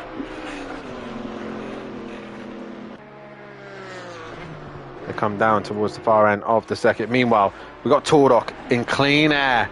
Where is Skunky? He's still in the pits at the minute. There's Hooper as well. We've got to keep an eye on. Skunky has gone green. Hooper hasn't. Where do we see the drivers? Do we see him come out of pit lane? Tordog, with that one lap of clean air, has done exactly what he needed to do. And out of pit lane he goes. A brilliant strategy there from Tordog. Well thought out. And he jumps a a handful of the guys. I think Skunky's changed tyres because he's now dropped behind Hibbs as well. So Hibbs with a very good pit stop there. Hooper, I think, also changed tyres as well because Hibbs is really now caught onto the back of these two. We are at the halfway mark, still a long way to go. So Friedman now comes into the chicane. And he's got a healthy lead at the minute. We're at the halfway stage of this race. Majority reckon that Will Friedman's going to win this one. And both leaders come into pit lane.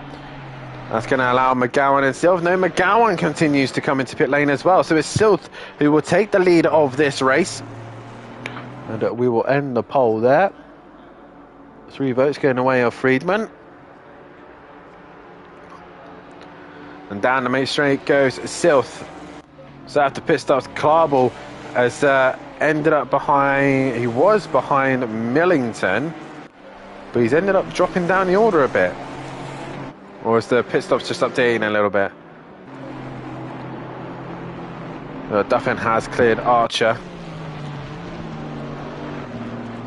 So at the minute, until other cars come into pit lane to see the gaps close up, we will see how this all pans out. We've got Friedman and O'Reilly in pit lane. We've got McGowan as well and Wright. So we'll see where all these guys are going to feed in. Will Friedman has gone green, as will O'Reilly pretty shortly. There he goes. Into the final corner comes Tordok with that clean air that he got. Pulled out a brilliant strategy. Is it going to work again? Because McGowan has only now gone green. He's now coming down the straight. Oh, this is going to be tight between him and Tordok. Down the straight they go. Where is Tordok? There he is. McGowan and Tordok go down into the hairpin, and McGowan's going to miss his brakes by a country mile. And Tordok was given that position, and now Silth with clean air. What can he do? Because Tordok has gone for the undercut. It's worked an absolute treat. But what can he do now with the clean air of Silth? Can he do the overcut? Now he's got the clean air. He's been stuck behind McGowan for a while. Can he get the jump? Meanwhile, Hooper is attacking McGowan straight away, looking to go around the outside. He's got hotter tyres, and obviously the GT4s do not have tyre blankets, so they are freezing cold tyres. And Hooper, a little flash of light, so obviously he's not too happy with that little shove that McGowan's just given. But Friedman now ahead of Tipping, ahead of O'Reilly. So O'Reilly didn't really gain much out of that. He's ended up with a back marker between them. Millington and Aberdeen still going at it, with Stardog and Clarball also quite close to one another. We now wait for the leaders to come in comes Jamal Cloud, and Carlos is in as well. And Zanavor is in as well. Or Fernie can't make his mind up if he wanted to pit or not. But Silth now with clean air. Is he now pumping in some decent lap times? That is the question. O'Reilly now passes Tipping. A little bit too close to comfort for my liking anyway. And Hooper once again can't seem to find an opportunity to capitalise on McGowan. He's very confident through the chicane. Probably a little bit too confident that the car just shook way too much. And Carlos now hasn't even gone green. He has now gone green. I think he's going to lose out quite a bit here. He's going to possibly end up with Skunky, possibly. They go down the straight there. Carlos has been released. Where is Skunky? There he is. He's not quite got him, but he's got Hibbs instead for company.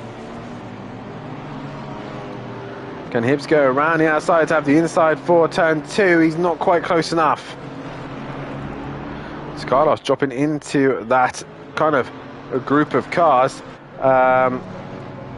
Jamal Clouden dropped behind Duffin in the end, but ahead of Millington more importantly. So he has made a couple of places there. So Jamal Clouden on a decent recovery drive.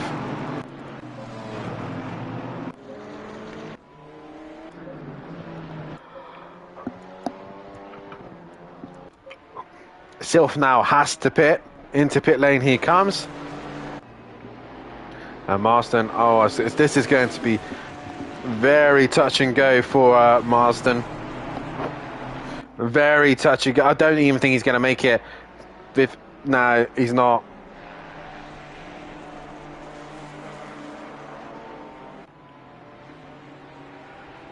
Down the back straight he goes. He is going to get a penalty. Pit window is now closed. The pit window has now closed.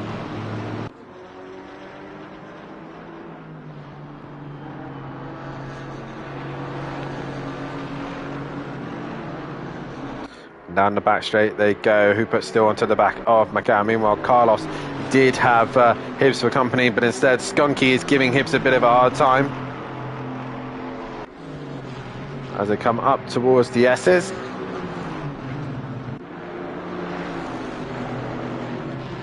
Over the chicane they go. And if anything, Carlos had a poor run through there. And Skunky gets real close to the back of Hibbs, and Hibbs runs a little bit wide. And Skunky will have to try and get into the slipstream.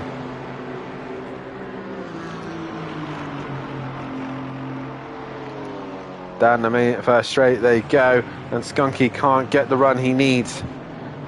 McGowan, meanwhile, still ahead of Hooper, but they've caught Tordok ever so slightly as well.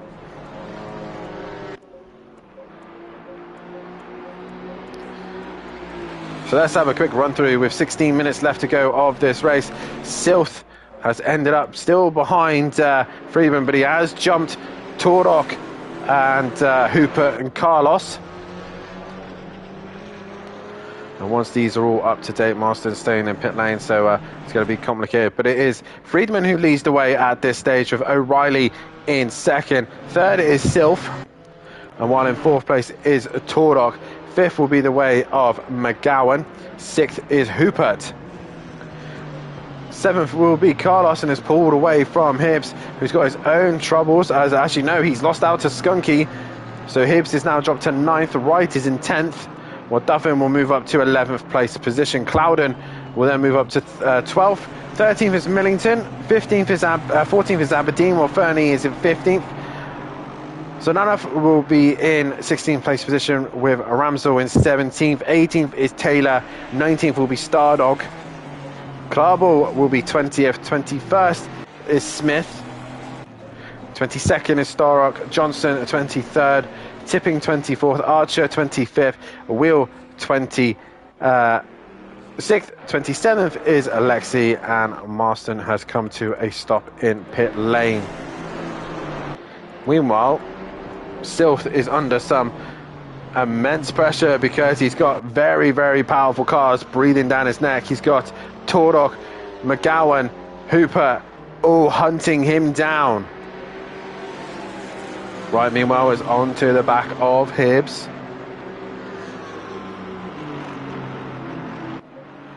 And then Aberdeen still attacking a minute. Oh, as he's made a mistake there, goes a little bit off.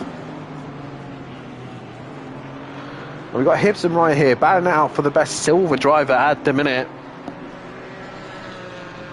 Trying to be best of the rest, or the mid-pack.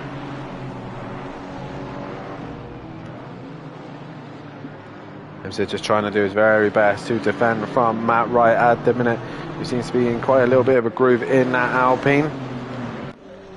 Meanwhile, Tordok has lost time to Silf. He is now under more pressure from McGowan and Hooper, and McGowan gets real close to the back of the Porsche driver.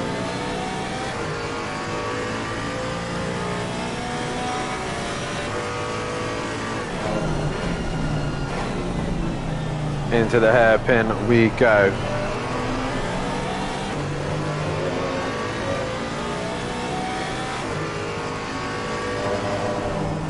You see that Tordok, just a big lift through there, maybe the way. Oh, and he's into the gravel. That's going to make him under pressure. He's going to make a mistake as McGowan wants the inside, but he can't make his mind up where he wants to go. And Tordok holds off McGowan just by the skin of his teeth. Tordok struggling at this stage now. He had a brilliant strategy, but possibly without those tyre change, he's now under pressure. Down the back straight, in the slipstream, McGowan, Tordok and Hooper around the outside. Can McGowan get it done in the chicane? Now it could be brave if he does, but Hooper has some great confidence through the chicane. So much so, he nearly had a look up the inside of McGowan. McGowan had to defend the inside, and that's just let Silth scot-free at the minute. He's pulled away, and now Carlos is now starting to come onto the back of these guys once again. So 12.5 minutes still left to go of this race. It is all still to play for 4th, 5th and 6th. Down to the hairpin we go. Tordock holding off McGowan. But McGowan's up the inside. A bit of a door rub. McGowan gets the job done as Tordock loses a position there. Try limits for the 663, and Tordock's now lost out to Hooper. Is Hooper going to get the job done? Yes, he is. And here comes Carlos as well. So Carlos is now onto the scene. Johnson gets a drive through.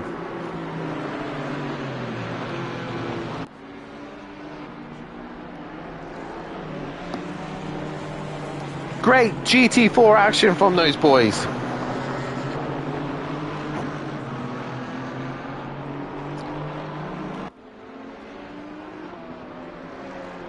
And there we see Carlos looking up the inside of Tordock. That's how much Tordock is struggling at this stage.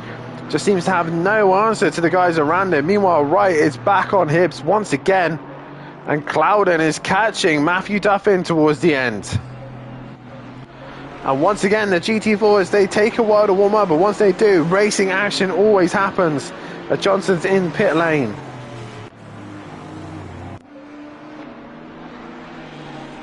He clears his drive-through, he gets going once again.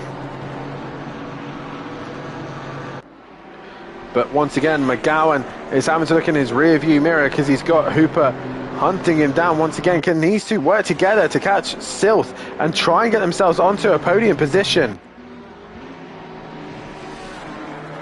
Through the chicane they go, and once again Hooper has a brilliant run through there. And once again McGowan has to defend the final corner.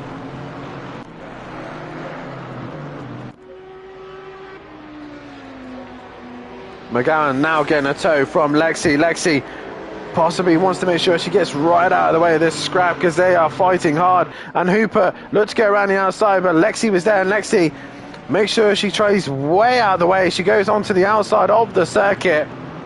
Brilliantly done, and allows the fighting cars to go through.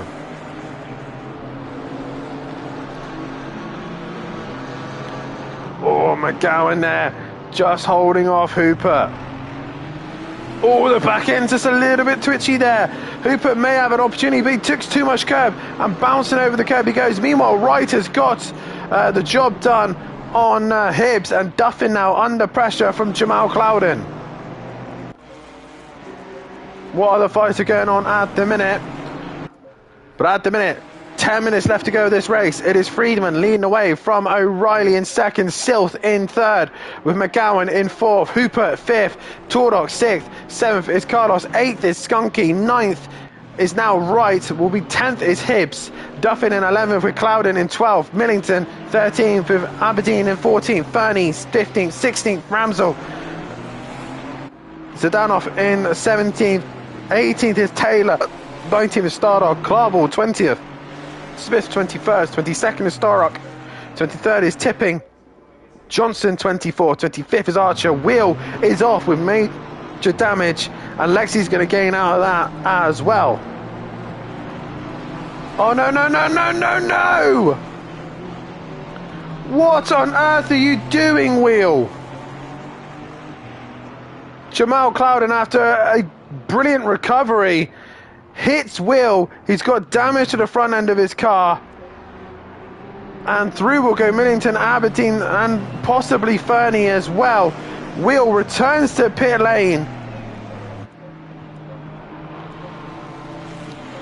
and Clouden with major damage to the front end of that car. That is his night ruined. Meanwhile, back to the front, McGowan and Hooper. Down the inside goes Hooper. Is that the job done? No. McGowan turns in, and Hooper is still there, and Hooper losing out.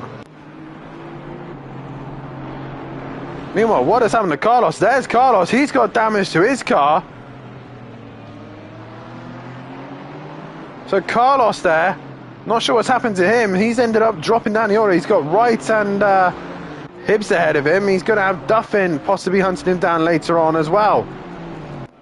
But McGowan holding off Hooper there, but Skunky now putting pressure on Tordok.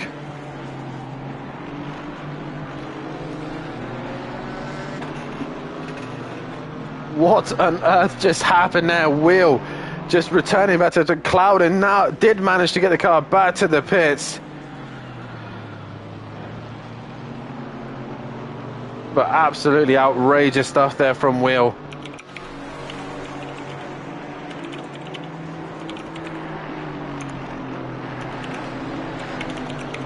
Meanwhile, Skunky still trying to put pressure on the back of Tordok and Hooper now, who are both struggling.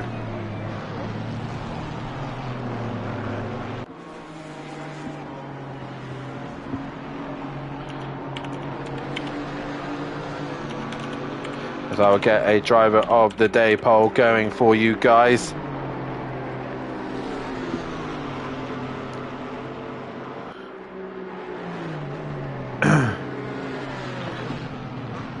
It's nice to see Skunky having a good night's worth of his racing. He's been struggling in the GT4s and in GT3s, but he's really come alive here tonight and is putting some pressure on the leading cars.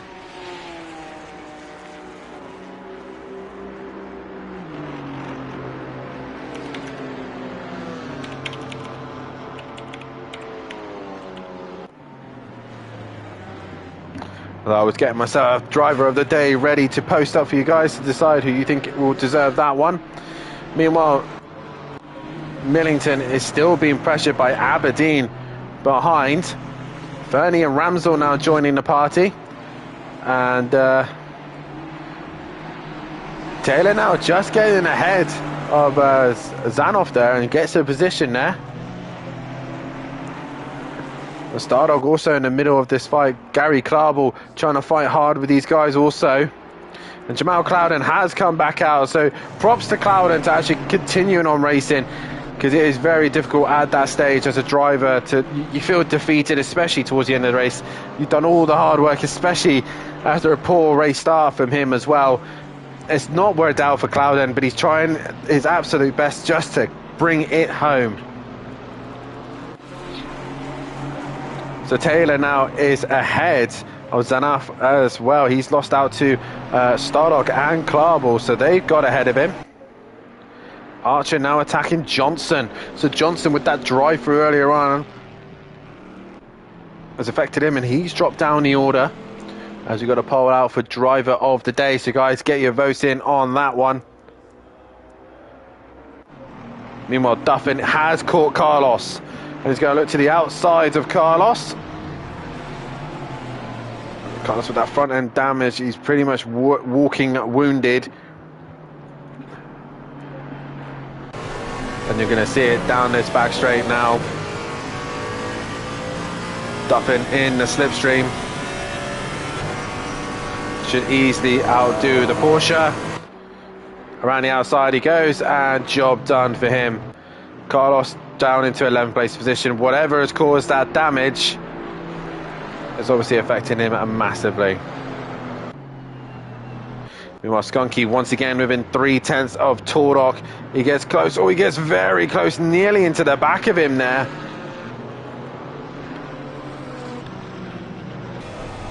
And Skunky driving brilliantly at the minute, trying to find a way through.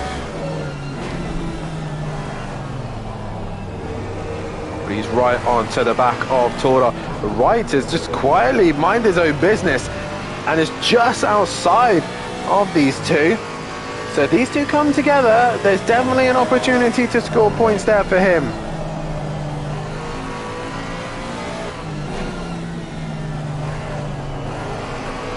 Last lap of the race has still gone the way of Will Friedman. He's quite comfortable out in front. We'll come back to those two momentarily because we've got this fight going on. And what has happened to Duffin? He's now got major damage to his car. And Duffin nearly wanting to stop them, but he knows for a fact that he'll get a qualifying ban. What on earth has happened to Duffin there? He's all over the grass now. So this race has just gone from bad to worse. Is there any cars around with damage? Not that I can see. So I don't know if Duffin's just had his own moment or something like that, but Duffin dropping down the order.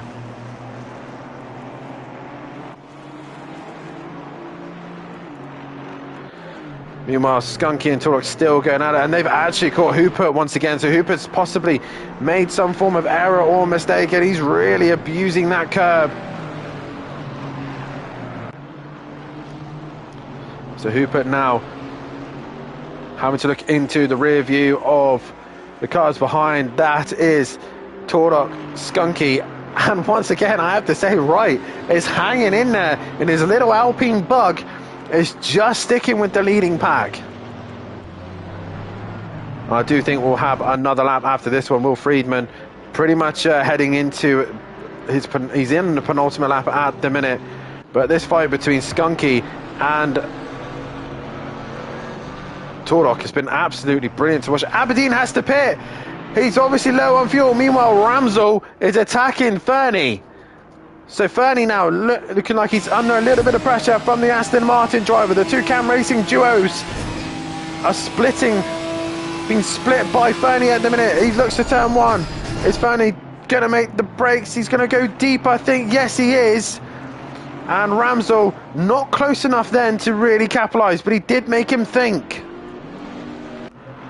Duffin is still going. No, he's got damage to his car, but he has still carried on going. Torok once again gets close to Hooper, and Skunky's not quite close enough to him now, so Skunky's actually dropped off a little bit. But where is Friedman? There he is. He will start another lap, so we've got one more lap to go here at the Nürburgring. And Fernie, meanwhile, under pressure from Ramsell as well. So once again, GT4s all gets exciting right at the very end, as anything and everything is happening.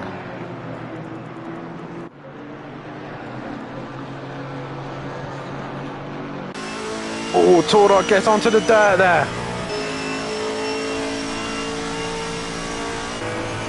That's lost him a little bit of momentum. Man, right, just creeping onto the back of these two just at the very end. But it's not going to be enough. I think he's going to miss out. As if anything happens between these three, he is in for a good opportunity at points. But McGowan just dropped these guys quite easily as well, as Fernie still under pressure from Ramsell.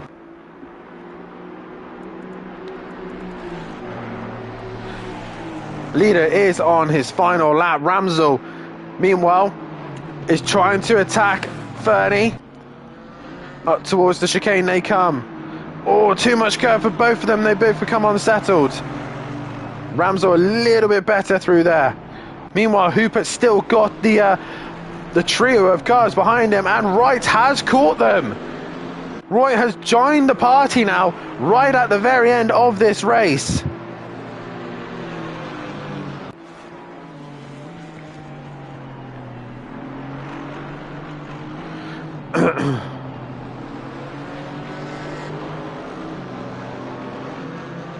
Hooper ahead of Torok, ahead of Skunky. Oh, and Fernie's facing the wrong way. What has happened to Fernie? He's only going to lose out to Ramsell, I think, because Taylor's not quite close enough. He's going to hang in there, but Fernie has dropped down the order even more. But your race leader now, coming into the final few corners. Archer just ahead. Will get out of the way of the leader. Will Friedman, though, not quite lights the flag, but he set fastest lap of the race. He has been utter dominant in this race too. Will Friedman going into the final quarter. He is going to take another race win to his name. Will Friedman wins the feature race here at the Nürburgring. Congratulations to him.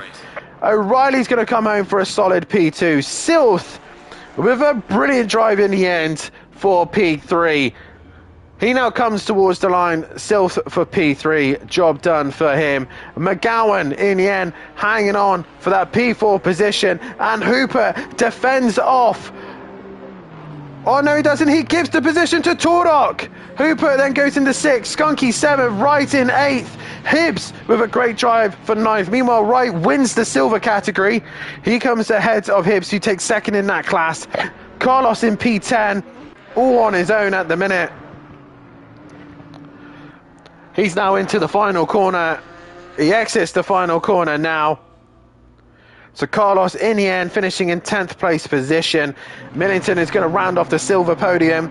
He's got Ramsell breathing down his neck right at the very end there. So it's Millington ahead of Ramsell for 11th and 12th overall. Taylor is going to hang on against Fernie and Stardock and Clarble here.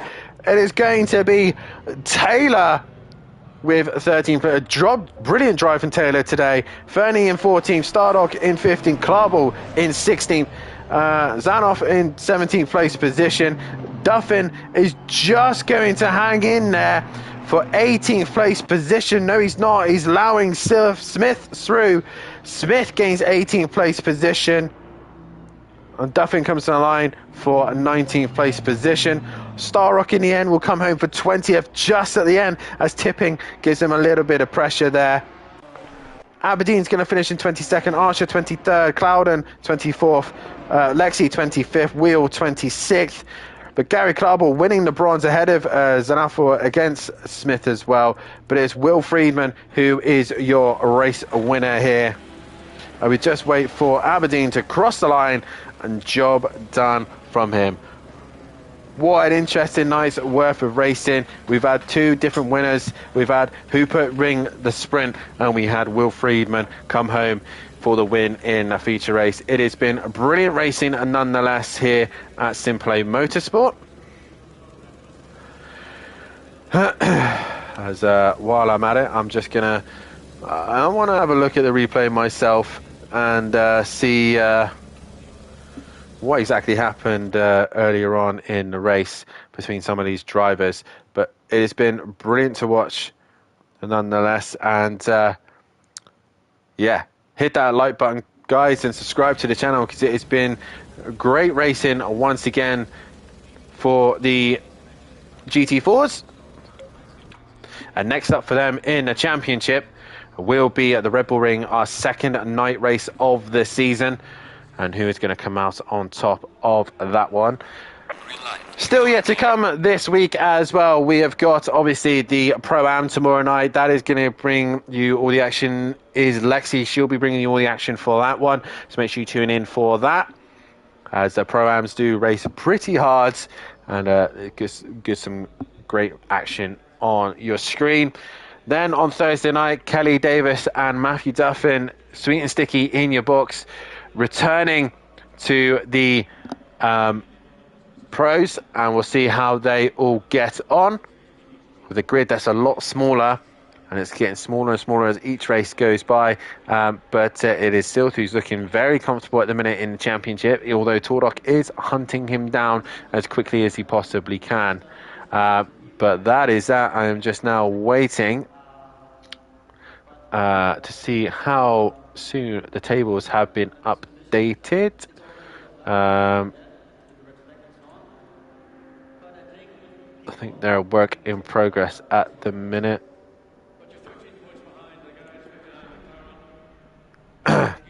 Or not. But anyway, I'm going to leave that as it is. It's been great nonetheless. Regarding driver of the day, there's only 4 votes that have gone in, and it's been the split of Friedman and Skunky. I'm going to break that split by saying Skunky, for me, is driver of the day. He drove absolutely brilliantly, and it's been brilliant to watch him racing tonight. But in the end, Kieran O'Reilly does extend his championship lead and pulls away from the rest of the guys in this championship. We'll see you next time in the GT4s at the Red Bull Ring, but it's going to be Lexi bringing you the action tomorrow night in the Pro-Am. Make sure you tune in for that one. This has been SimPlay Motorsport. This has been the GT4s. Good night.